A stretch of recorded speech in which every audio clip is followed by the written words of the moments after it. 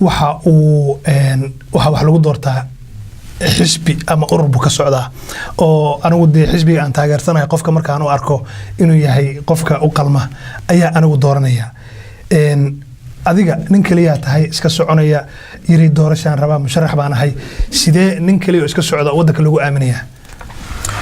عمل waxa ii sheegtaa cidda xisbi lagu soo doortay ilaa hadda adiga ayaan ku weydiiyay su'aasha hadda waxaan rabaa adigu ma kaliya baa tahay mase xisbi aad ku jirta ayaa jira fiiri cid lagu soo doortay xisbi ilaa hadda Soomaaliya ma jirto yaad ku xiran tahay aniga waxaan ka shaqeynayay muddadaas aan ku sheegay nidaamka dawladnimada iyo anigoo kala shaqeynay dhinaca banaanka marna la shaqeeyay dawladda laftirkeeda marnaba ma jirin nidaam xisbi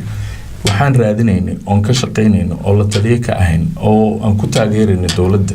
sidoo ku imaan lahaa nidaam xisbi Soomaaliya nidaamkaas xisbi oo tababaradiisii aan ka qayb qaadanay oo ka mid yahay madaxweynaha hadda jooga iyo xisbigiisii oo urur maaragtay xisbi oo kala ah waxaan u furay qofkii ugu horeeyay waxaan ahaa furay tababaro aan ku baarayno oo ka soo saarno daraasad in ay suurtagal tahay in Soomaaliya nidaam xisbiyaal laga sameeyo waata adigu dad xisbi aan soo qaadan ikad kadibna waxaan kala shaqeynay sidii looga soo saar lahaa shuruucdii xisbiyaasha lagu sameyn lahaa waxaan aad uga xumahay in ay qaadatay waqti